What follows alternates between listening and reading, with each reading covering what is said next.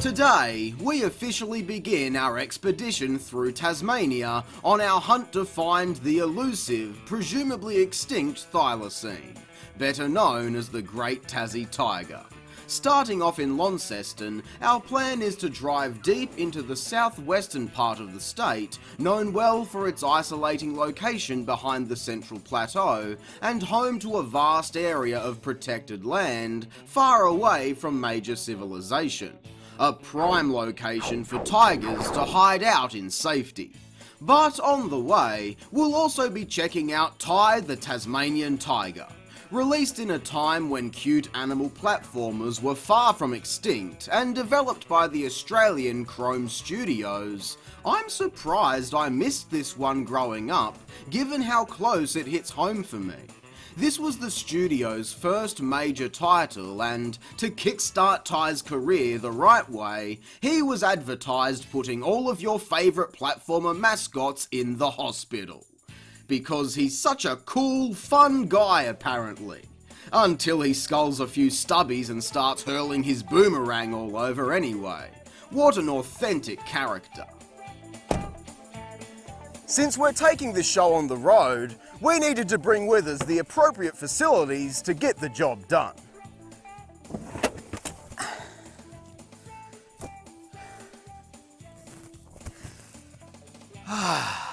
Nothing like enjoying the gorgeous, great outdoors with a quality, antisocial indoors activity. The game opens with Ty playing around in the bush when he suddenly falls into a dark cave. In the presence of his trusty boomerang, ancient drawings of his thylacine ancestors illuminate the walls as the mystical Bunyip Elder expositions the absolute great buggery out of him. He tells us the story of 5 Tasmanian tigers who were the protectors of the land against Boss Cass, of cassowary descent, who wanted to reclaim the land he believes was his own. Out of nowhere, a dimensional gate to the Dreaming opens up and sucks all of the tigers in. However, Ty's father at the last moment is able to scatter the sacred talismans all over the land, and now it's Ty's job to retrieve them all before Boss Cass. This is a great introduction. It's like a Saturday morning cartoon. The story is simple, done very well, and serves as the perfect setup for our adventure. The game takes place in Rainbow Cliffs, which acts as our hub area. A small location filled with some interesting characters. Maury, who is the wise old crank that gives us advice on our journey, and Julius, the brains of the operation, who grants us access to the various levels, as well as providing new and varied rangs throughout the game. First impressions, the presentation and themes of this just make me so warm and fuzzy inside. They've absolutely nailed the characters, the lore, and the overall style of the game. The music in particular is also just some of the best video game music I've ever heard, and I'm only into the first level. Control-wise, everything is nice and responsive, with a bunch of different abilities, throwing rangs to take out frill necks, biting, and of course platforming. Jumps can be a little bit floaty at times, and with Ty's agile movement, it is easy to slip, but thankfully, holding the jump button allows Ty to glide using his rangs. This makes it easier to land those jumps. Thunder Eggs are our primary collectible here, earned by completing the various tasks in each level, but we've also got bilbies to rescue, golden cogs for unlocking rangs, and finally we've got opals. Just fucking everywhere. God, I wish these things were just lying all over the ground like this. I'd be a very rich man. As you can see, there is a lot for us to get done here, and that quickly becomes the theme for this game. From the vast beaches and mountain ranges to the rainforests and billabongs, the scale of this game is just enormous. I was tricked at first, opening the game with a linear level and expecting this to be a simple walk in the park, but no. This is actually much more akin to the likes of a Rareware Collectathon rather than a Crash Bandicoot hallway platformer. It seems to me though that Ty doesn't really know what he's trying to be. A lot of the levels give off a linear impression, whether they're actually structured that way or not, meaning that beyond the initial make it to the end objectives, there is a much larger area to cover. And let me tell you, large is an understatement. Just look at how massive level 2 is, as seen from the final tower. I'm honestly not sure if I should be impressed or deathly concerned for the legwork that's yet to come. All things considered though, this game looks amazing, and I am in fact impressed at the level of detail in certain areas. Shipwrecks and caves, every level is incredibly lush as well. It reminds me of how Crash Bandicoot looked next to similar games at the time. But each area is completed perfectly with a whopper cast of genuine, true blue Aussie characters. Dennis the Tree Frog, Ranger Ken the Tassie Devil, and Shazza the Dingo to name a few.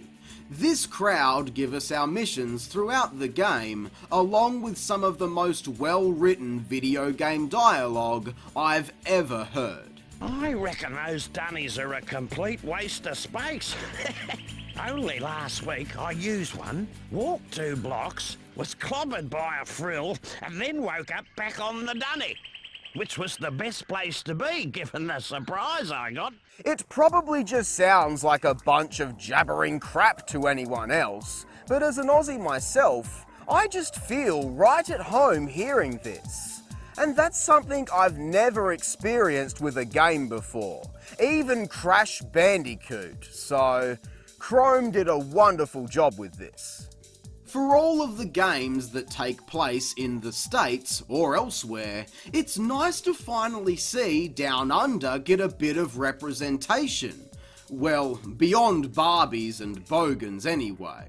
And I think our Tassie Tiger here is a great mascot. He might be the strong silent type, but he's still got character and a fair dinkum attitude. After finding enough Thunder Eggs within each level, we get to take on the first boss, Bull the Razorback. Look at him! He's built like a brick shithouse, the thick bastard! We don't get any build up to this encounter unfortunately, but even though the fight isn't much to write home about, it's still incredibly memorable. You'd be a fool to take this beast head on, so you've got to lead him into these termite mounds. Now that doesn't tickle.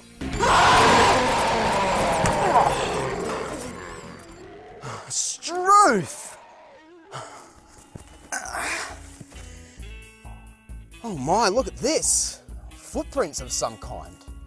Possibly that of a thylacine. Oh, and they head off into the bush this way. I think it's time we started making some tracks of our own.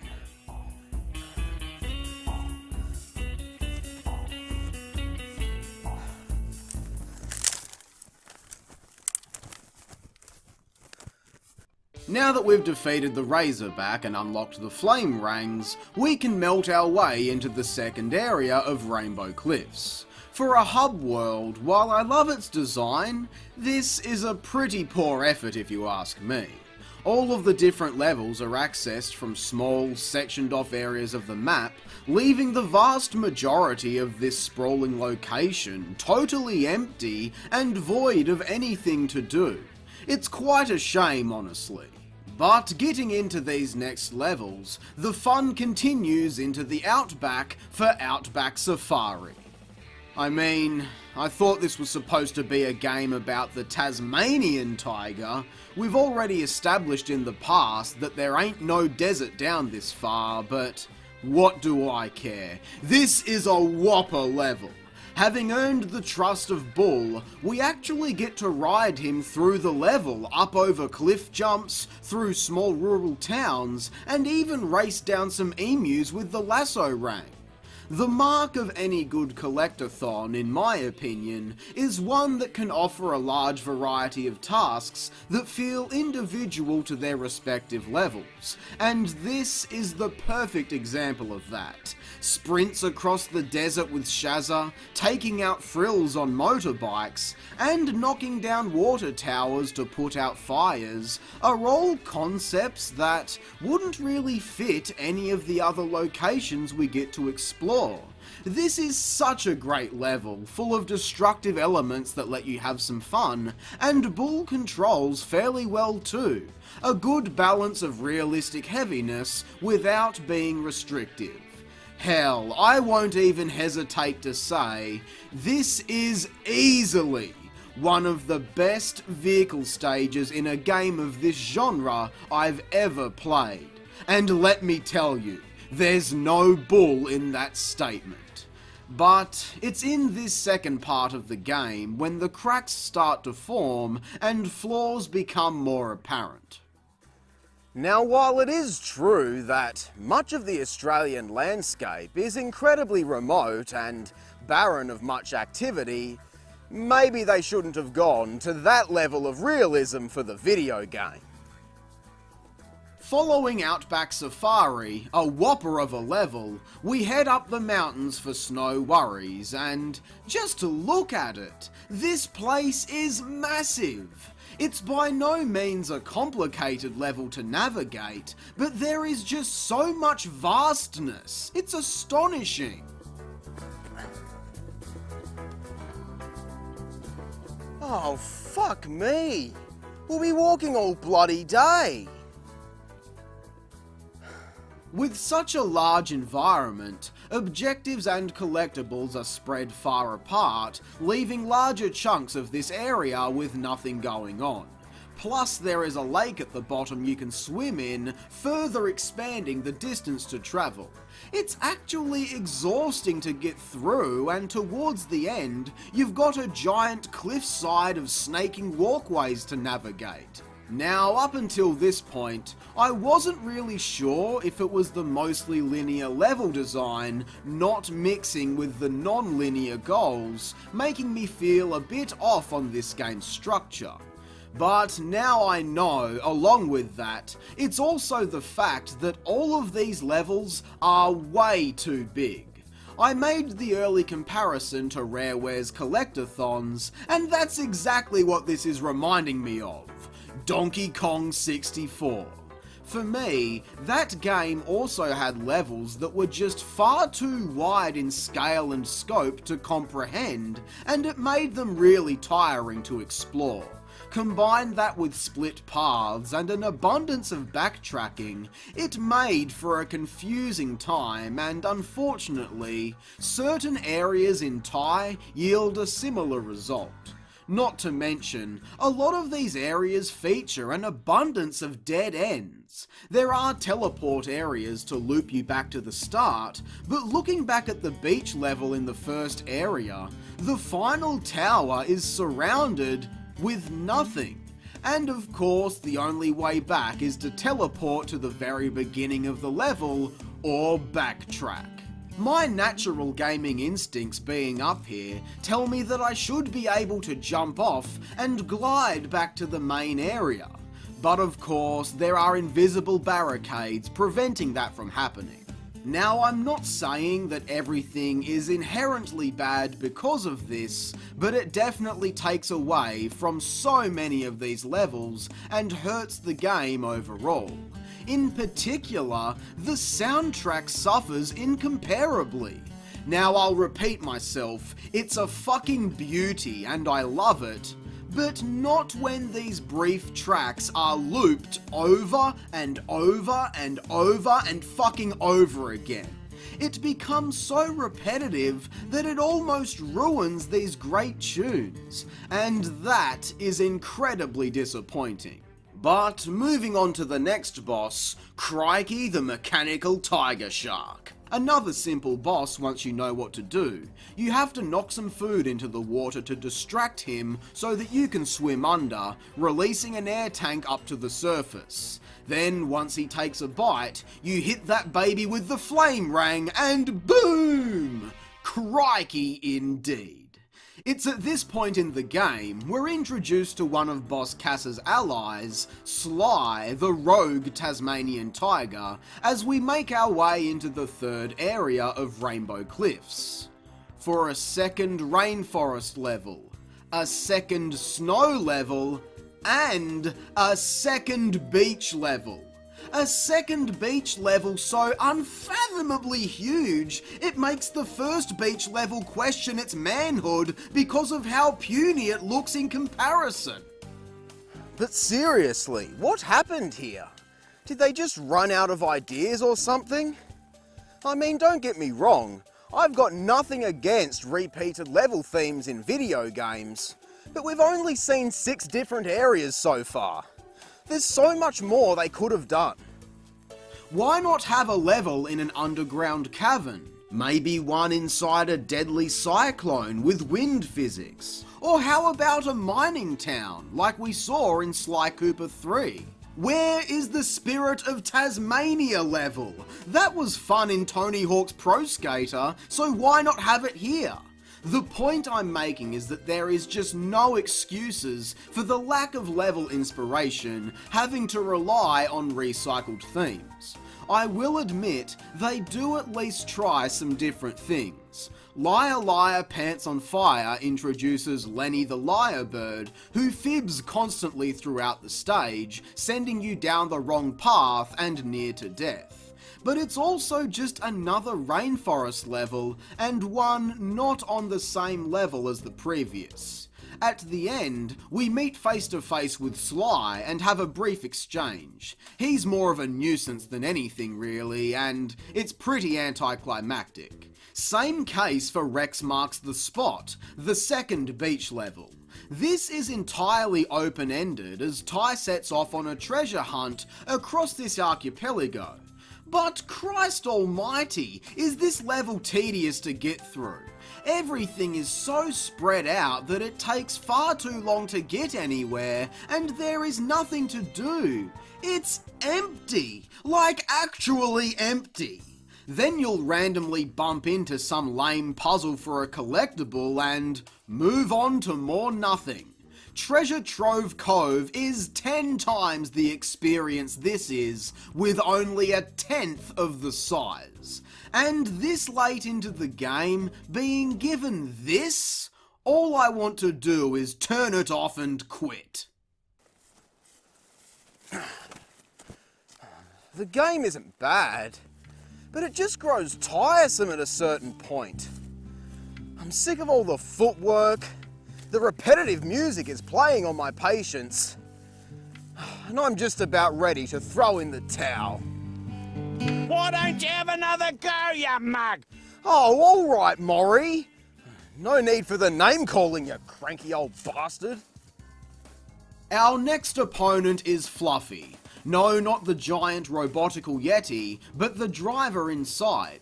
She's of course another one of Cass's servants, and rather than actually, you know, try to stop her, Ty just lets her run free. What an absolute bludger!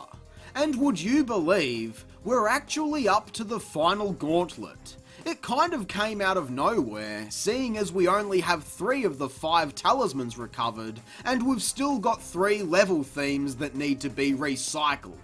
But whatever, let's get stuck in. Phase 1 is just another rainforest level. Absolutely nothing special about this whatsoever. Phase 2 is a run through this volcanic cave, and even this late into the game, we're still being introduced to new characters. This bat lady thing comes out of nowhere and dingo naps Shazza along with the 4th talisman. Don't fret though, I didn't even really notice that and just walked through the level as normal, and she played out the entire boss fight all by herself off screen. I guess she flew into these air bursts we use to navigate the stage, but yeah, this is really bad, especially so late into the game, introducing a new character just to have her defeated immediately. And right after this, Ty and Sly face off once again, which is actually an interesting thought. I feel like the purely linear levels of the original Sly Cooper would have suited Ty a lot better than trying to do this open collectathon idea. It'd keep the gameplay and level structure a lot more focused than what we got here. While in retrospect with Sly, the linear design didn't suit the thieving storyline all that well. A collectathon through an open environment, stealing a bunch of items would have fit those games so much better. But, oh well, Sly falls, but not before Ty saves him from a fiery death. So now we reach the top of Cass's giant thylacine stomping robot. First, you need to freeze these turrets and bite them. Good luck figuring that out. Then we go inside to destroy some more equipment before Sly reappears and turns on Boss Cass, handing Ty the Doomerang. And this is your final boss. Yes, just this. Steering a fucking boomerang through a tube. No actual fight, just this. The fucking state of it, god damn. It goes on and fucking on, and then just ends without any warning. It's a total piss take. But with the robot destroyed and Cass defeated, the talismans are returned safely, just in time for Ty to reunite with his long-lost parents. It's a happy ending, but a terrible ending. Wow. That last gauntlet is an absolute cluster of tying up loose ends, while introducing new ones and tying those up as well. A wonky finale that ends Ty the Tasmanian Tiger. Thematically, graphically, and audibly, this is an absolute ripper of a game. Ty is fun to control, and there is some solid variety to the tasks at hand that make each level feel unique, until about halfway through.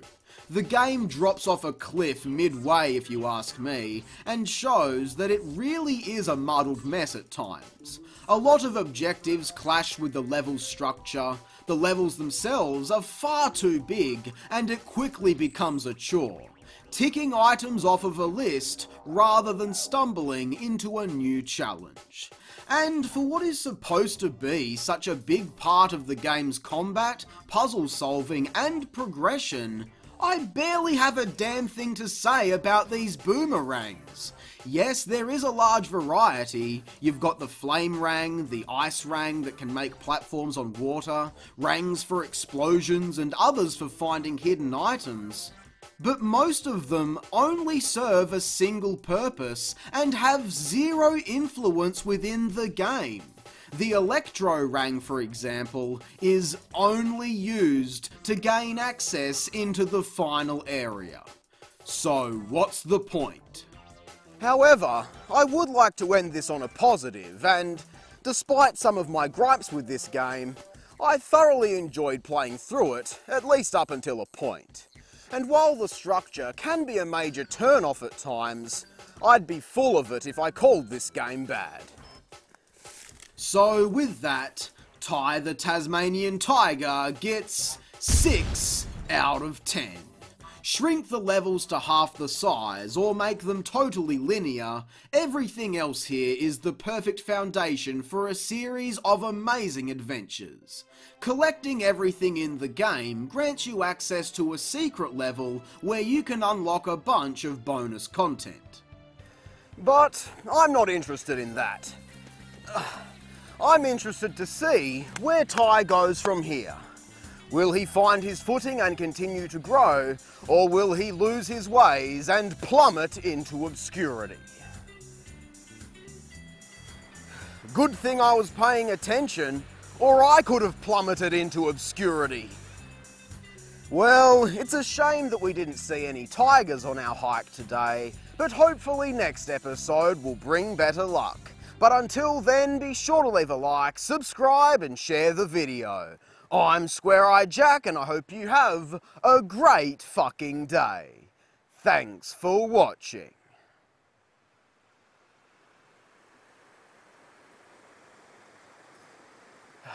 Now how the hell do I get back to the car?